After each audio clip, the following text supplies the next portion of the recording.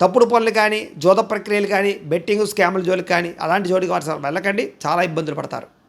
మీకన్నా చిన్నవారితోటి, కుటుంబ సభ్యులతోటి, పిల్లలతోటి గొడవలు పెట్టుకోకండి. అలాగే చెడ్డవారిని డబ్బులు అడిగి అవసరానికి అనవసరంగా మీరు అంటే కాబోలు వాళ్ళని, రకరకాల వాళ్ళని డబ్బులు అప్పు అడిగితే తర్వాత వాళ్ళు మిమ్మల్ని వేధిస్తూ ఉంటారు కాబట్టి జాగ్రత్త. పైకి కొంతమంది మంచిగా నటిస్తూ మిమ్మల్ని పాడు చేయడానికి ప్రయత్నం చేస్తూ ఉంటారు. తప్పుడు ఇన్వెస్ట్మెంట్ చేస్తూ ఉంటారు. లేదా రకరకాలుగా మిమ్మల్ని వాడుకుంటారు. జాగ్రత్తగా ఉండాలి.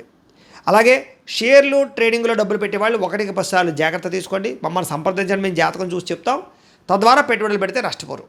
అలాగే మిగతా వాటిలో అంటే భూముల్లో, గృహాలలో, బంగారం రూపంలో, వెండి రూపంలో లేదా స్థిరాస్తుల రూపంలో పెట్టుబడులు వృద్ధవుతాయి. హెల్త్ ఇన్సూరెన్స్లు, టర్మ్ ఇన్సూరెన్స్లు కట్టుకుంటే అనుకూలంగా కనపడుతుంది. ఎవరిని పడితే వాళ్ళని నిందించడం కానీ, కోపడడం కానీ, దురుసుగా మాట్లాడడం కానీ ఈ నెల అస్సలు మంచిది కాదు. వ్యాపారంలో ఒడిదుడుకులు బాగా పెరుగుతున్నాయి. అనుకున్న వ్యవహారాలన్నీ ఆలస్యంగా సాగుతాయి.